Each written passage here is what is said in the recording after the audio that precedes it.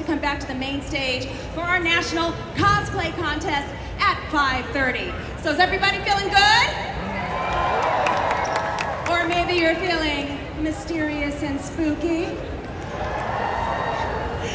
You know what time it is. Are you ready for the Addams Family? Are you ready for Morticia? Uncle Fester? Wednesday? Pugsley? And Lurch? The ultimate family reunion. I don't know about you, but I am so stoked about this. And here to introduce our strange and deranged brood, our moderator. Give it up for Mr. Tom Jorgensen. Come on out, Tom. What's up, LA Comic Con? How we doing? We ready to get a little weird up in here? Then there is no time to waste. I am so honored to bring out the cast of the Addams Family and the Addams Family Values. First up, Lurch, Carl Stroiken.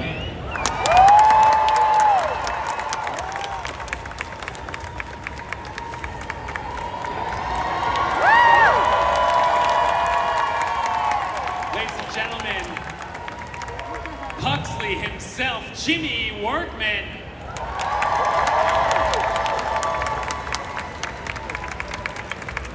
I think it's safe to say everybody's favorite day of the week, Wednesday, Christina Ricci.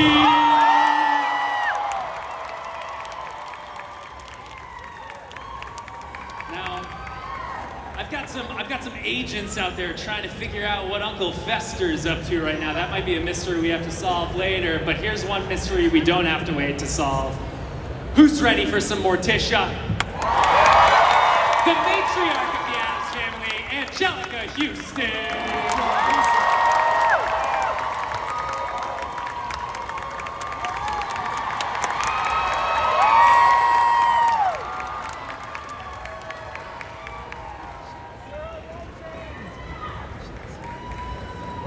Thank you all for joining us here today. What a reunion indeed. I want to take things back to when you were first making this movie, because getting everybody together really feels special, especially when the Addams Family is such an iconic family that we all look up to in our own ways. I want to know, what was the feel on set? Was there a family feel for you when you were making this movie? All pretty bonded, and everybody, Angelica and Raul and Carl and Chris, they were all so kind to us as, you know, we were kids. They were so kind to us, and I know, you know, I spent hours in your trailer learning things from you and asking a million questions. Wanting to drive, yes.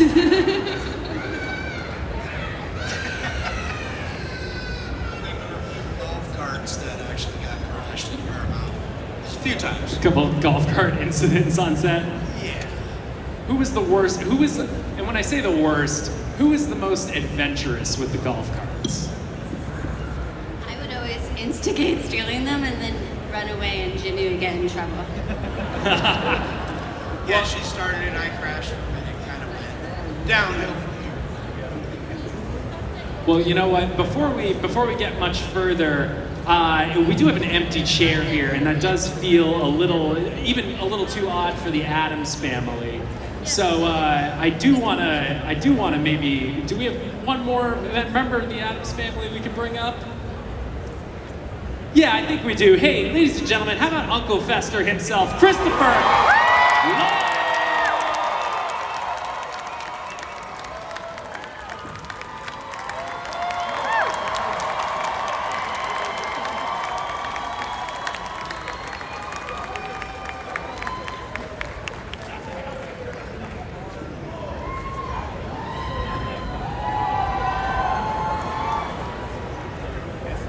So, Chris, were you up to some Uncle Fester stuff? Doing Uncle Fester stuff? You were up to some Uncle Fester stuff before he came up on stage?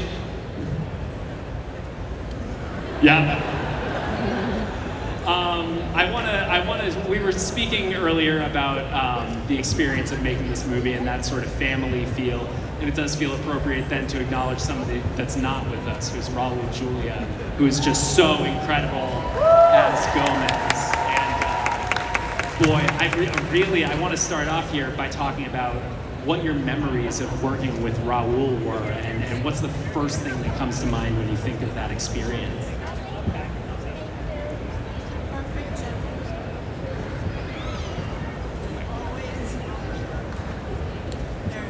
There it is. He was always first on set, last to leave.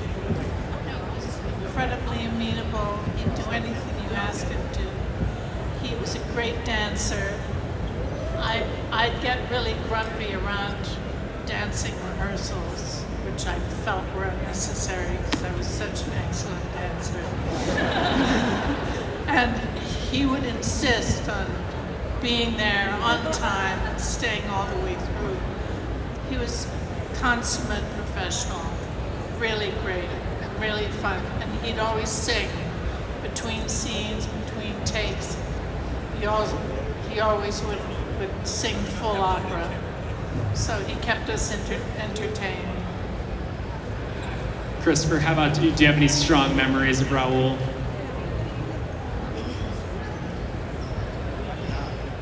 I remember, speaking of his scene, he did a lot of scenes in some Broadway musicals. Mr. Kiss of the Spider Woman, Don Quixote. De la Mancha. And,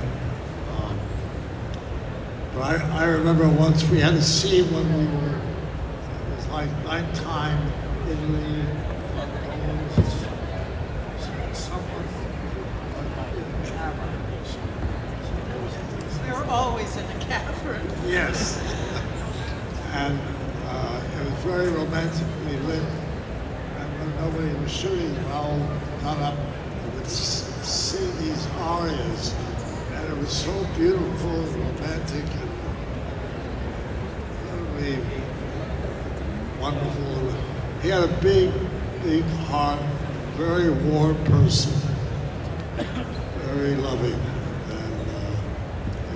And Christina and Jimmy, how about you? Did he serve as sort of like was there like any father figure stuff coming from him as well? Any lessons learned there? Well, yes. He, as we've already covered, he loved singing. That was amazing.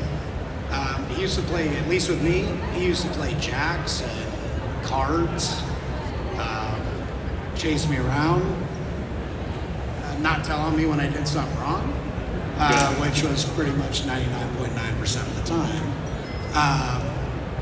All around, he was just a great man. I mean, I can't tell you, I'm half Greek and my grandparents came from Greece. We were shooting in Burbank, I think it was by the golf course, the facade of the house. During lunch, he actually scaled the side of the hill with my grandmother, picking what he perceived to be a spinach, which probably could have been, could not have been. But that just kind of showed you what type of person he was, caring, and just wanted to be involved in a part of things. That's the man I know and remember. Yeah, he was really, really incredible. He was just such a brilliant actor and so much fun to be around, so charming. And yeah, he sung opera at the top of his lungs and danced, and he taught us Puerto Rican songs. And then he also seemed to he was just so empathetic and generous, and I think he could tell sometimes when we as kids were nervous. And I remember several times feeling really nervous, and he would call me over and start singing a song with me or teaching me a little dance or something to just make things easier for me and sort of break up how anxious I was. And he was just so lovely and warm. Really incredible man. How about for you, Carl? Any Raul memories come to mind? Well, apart from this wonderful singing repertoire of all the songs he knew, another memory I have of him is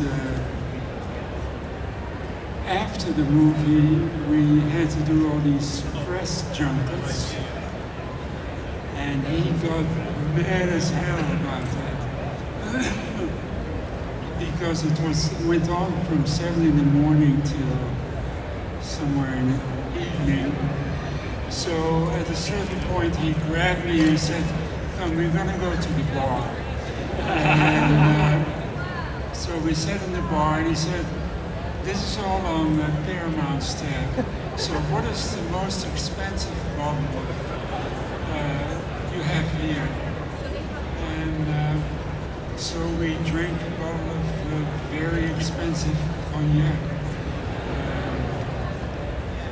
And even though I'm not an enthusiastic drinker of liquor, of course I couldn't pass up on this one. I love that everybody seems to have a little bit of a mischievous streak. It fits. Angelica, you and I were talking a little bit about backstage about one of my favorite aspects of Morticia, and it's this intensity that comes through her eyes. And you've talked in the past about how you found a lot of delivering Morticia coming through the eyes. Can you maybe talk a little bit about how hard it was to maybe focus on that aspect of your performance when there was so much craziness going on around you, staying locked into Morticia like that? Well, initially I tried to emote with my body, which was very difficult because my dress was very restrictive. So you'll see in the first Addams Family, I turned my entire body when I'm supposed to just turn my head. So that became a thing. So, for instance, if I was working with Christopher, full half circle, and then it occurred to me that I didn't have to do that, that I could actually make a shorthand out of it. And so I wound up just doing half of what I normally would do. And it seemed to work, so it got less and less, and the lesser it got, the more Barry Sonnenfeld would compensate by lighting me a certain way. So in the end, he used what he called a tweenie, which is a light, a small light, that just illuminated my eyes. So I basically didn't have to do much. And that was really convenient. And Christopher, something that I notice from a lot of the characters that you have played is that they cut an immediately recognizable silhouette. When I think of Judge Doom, when I think of Doc Brown, these are characters that have an instantly recognizable look. And I want to know for Fester, he also has that very iconic sort of potato sack dress that he wears. Was that helpful getting into that costume for finding who Fester was? Or did you already have a pretty good idea of how you wanted to play the character? Yes, a bit of both. I mean, certainly, I'm not worked up. I'm not rounded out. Not quite the same body shape as Fester. No, so I had some kind of padding,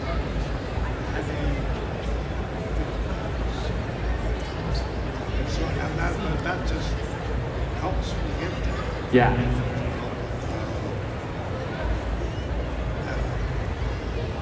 I had a pretty good idea. I kind of grew up on it. I used to see Thomas Adams. It's always Uncle Fester. I had a fondness for him. I enjoyed his wickedness.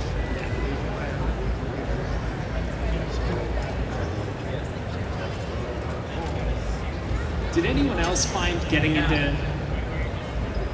Oh, I was gonna ask, did anybody else find getting into their costume for the first time, like getting an insight into your character that maybe you didn't when you first read it? Like, did you learn anything about your character when you first got into your costume?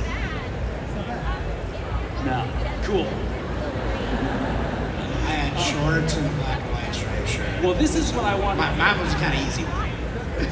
Yours in particular, Jimmy, the note that I took while I was watching the first two movies, just in big letters, Pugsley is a style icon. Crushed red velvet. He's got that little weird frocked thing, shorts with everything. It kind of feels like anything Pugsley wears, you could show up to the Met Gala in that and just be fine. Yeah, there's a lot of good style in this movie. Christina, I do want to talk to you real briefly about the fact that you serve as this really important bridge, I think, between sort of multiple generations of the Addams family, the way that we experience that franchise. You appear in Wednesday as Marilyn there, and I want to know how it felt for you, I want to know how it felt for you personally, being able to be that kind of bridge and how it was being on that set for you. Well, I don't see myself as a bridge. Unfortunately, I don't have that sort of objectivity and perspective. I was thrilled to work with Tim again and to get to go and be, on in Wednesday show. It was really fun. It was exciting. And I loved this experience, and I loved playing Wednesday, but I would have to be a sociopath to be able to view myself as a bridge. Well, we'll leave that to. I think it's probably fair to say that a lot of the Wednesday fans out there were probably very delighted to see you, giving the Wednesday stamp of approval there. So I think everyone's pretty grateful for that.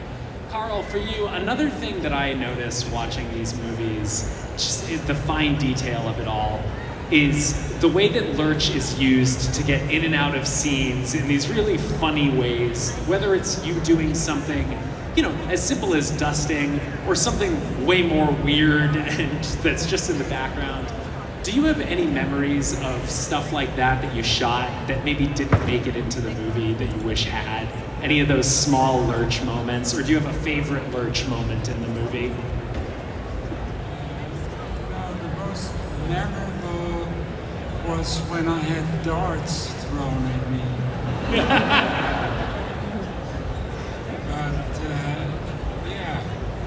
The darts.